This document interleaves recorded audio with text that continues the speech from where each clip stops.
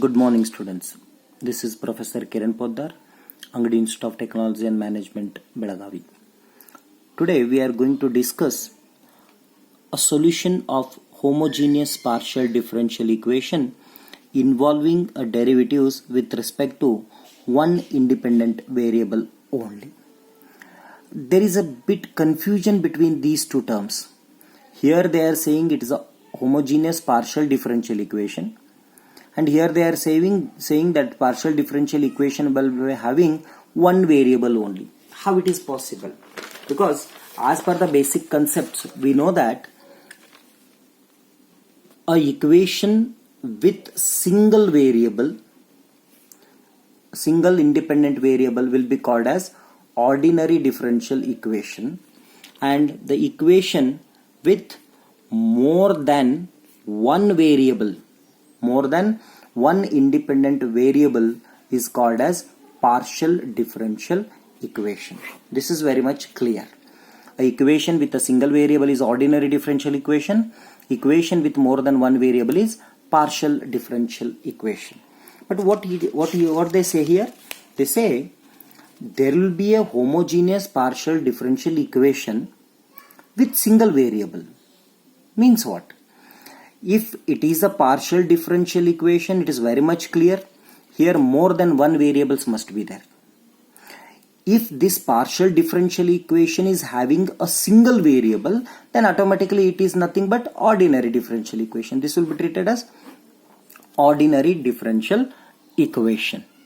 Got my point? Means what? A person is very much rich, but he doesn't have any asset. Then how come he is a rich? He is a poor only. Yes or no? Means what? The person says the person is very tallest person and his height is 4 feet. Means what? How can we call a person of 4 feet is very tallest? Again he becomes the shortest like. So this is the controversy here. So partial differential equation where we are expecting more than one variables, but we are getting here it is one variable required. But when only one variable comes in partial differential equation, that will be assumed as ordinary differential equation. If it is ordinary differential equation, then what we do? We get a solution that is called as complementary function, but we call it as a solution only. That solution comes in terms of C1y1 plus C2y2. It is a well-known thing. Since it is homogeneous differential equation, this complementary function itself is a general solution, or we can call it as a solution. Okay, so this becomes a solution for ordinary differential equation. But finally we need a solution for partial differential equation. How to get a solution for partial differential equation here? Here we need to replace C1 and C2 by a function of. We have to check it out whether my function is dou z by dou x or my function is dou z by dou y. If my function is dou z by dou x, here x is a variable, fine, z is a function, then we need to replace this constant by arbitrary functions means it should be a function of y. If dou z by dou y is available, then C1 and C2 must be replaced by a function of x. That is the thing. Got my point? So C1 and C2 will be replaced by the functions. Then this solution will convert into a solution for partial differential equation. So let us take one example and let us try to solve this. Solving dou square z by dou y square is equal to z. Given that when y is equal to 0, z is equal to e raised to x, and dou z by dou y is equal to e raised to minus x. One thing we need to observe here. What must be the observation here? In this observation we can see this is partial differential equation, no doubt, because dou is used. Fine, dou is there. But this is the partial differential equation, but here y is the only independent variable available. Means what? Here let us take the solution like this. Let z is a function of a independent variable y only. When y only means what? The function, the given partial differential equation will be assumed as ordinary differential equation. Yes or no? Ordinary differential equation means how it is being converted. Let us see. Partial differential equation given is dou square z by dou y square equal to z is there. So I'll take it inside, then it other end, so it becomes minus z equal to 0. This will be converted into dou will be replaced by d now, because it is assumed that partial differential equation is nothing but ordinary differential equation. So it becomes d square zy dy square minus z equal to 0. Okay. When we convert this is nothing but d square minus 1 of z equal to 0. Yes or no? D square minus 1 of z equal to 0. We know how to solve this. We know how to solve this by using previous knowledge, that is getting a complementary function. To get a complementary function, what is required? We have to convert it into auxiliary equation. So through auxiliary equation we will be getting a root. So for this, root is plus or minus 1. For this root we will be getting the solution. The solution of ordinary differential equation is, for this what is the solution? This will be z is equal to c1 e raised to y plus c2 e raised to minus y. I call it as equation number 1. Clear? Because raised to y, because y is a variable. Fine. This is the solution for ordinary differential equation. But we need a solution for partial differential equation. For that, what to do? We need to replace. This is very important one. Replace c1 and c2 by function of, here you see, given equation is dou square z by dou y square. It is with respect to y. Correct? Means y is a variable here. Z is a function. So c1 and c2 are the arbitrary constants. These arbitrary constant must be replaced by arbitrary function of what? Y is a variable, we cannot take. Z is a function, we cannot take. Other than that is x. Understood? Means c1 will be replaced by f of x and c2 will be replaced by g of x.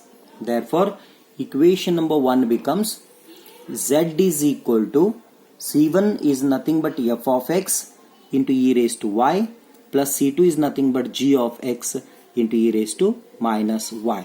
So this is the solution of, this becomes a solution of partial differential equation.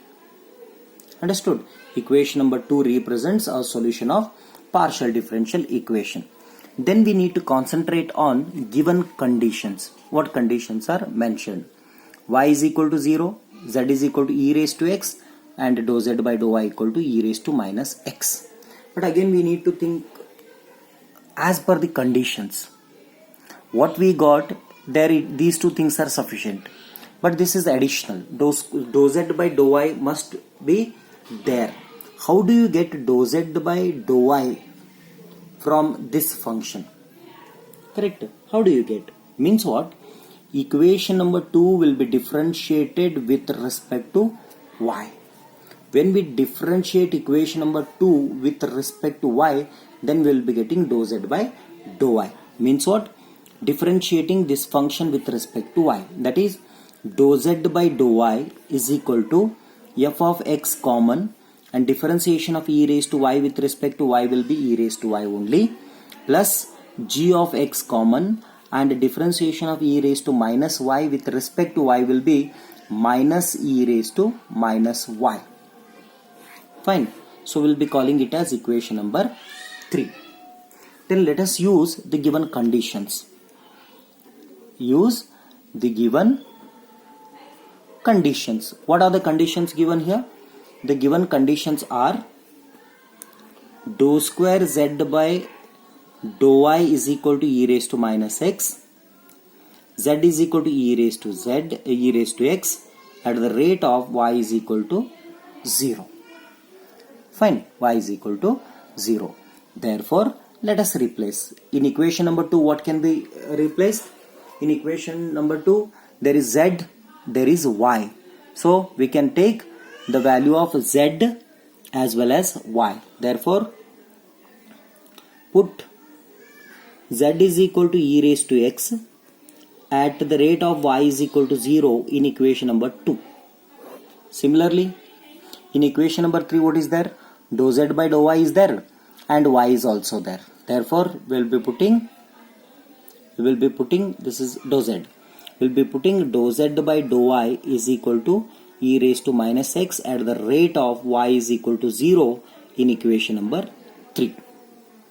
Therefore, equation number 2, after substitution, it becomes z is equal to e raised to x. E raised to x is equal to f of x into e raised to y. Y is 0, so e raised to 0 plus g of x into e raised to minus 0. We all know e raised to 0 is 1. Therefore, it is f of x. E raised to minus 0 is also 1. It is g of x. Okay. Similarly, substitute dou z by dou y is equal to e raised to minus x is equal to, then in equation number 3, dou z by dou y is equal to e raised to minus x, which is equal to f of x into e raised to y, y is 0, minus g of x into e raised to minus 0. Therefore, e raised to minus x is equal to, this is f of x, e raised to 0 is 1 minus g of x. So we got these two results. I call this as equation A and this as equation B. Now we need to solve these two equations to get a solution. Solving equation A and B. Solving means how do you take? We take first addition, then subtraction. Okay. So if you take addition, then what happens? Equation A plus equation B, that is equal to, equation A is e raised to x is equal to f of x plus g of x.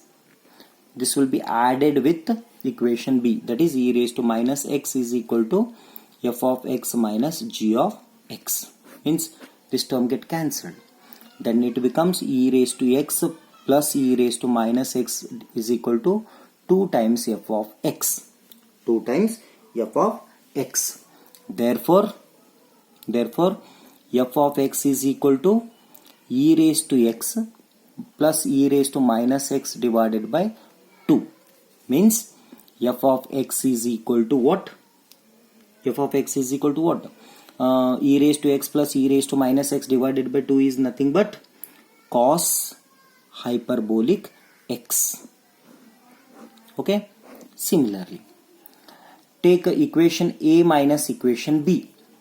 Then equation A is e raised to x is equal to f of x plus g of x, minus equation B is e raised to minus x is equal to f of x minus g of x. But we are taking minus. When we are taking minus, automatically what happens? This sign changes. It becomes minus, this becomes plus. Therefore, f of x get cancelled. Therefore, we will be getting e raised to x minus e raised to minus x is equal to 2 times g of x. Therefore, g of x is equal to e raised to x minus e raised to minus x divided by 2, which is nothing but sine hyperbolic x. Therefore, g of x is nothing but sine hyperbolic x. So we got both the results. One, f of x is equal to cos hyperbolic x and g of x is equal to sine hyperbolic x. So substitute these two results in to get a solution. Solution is what?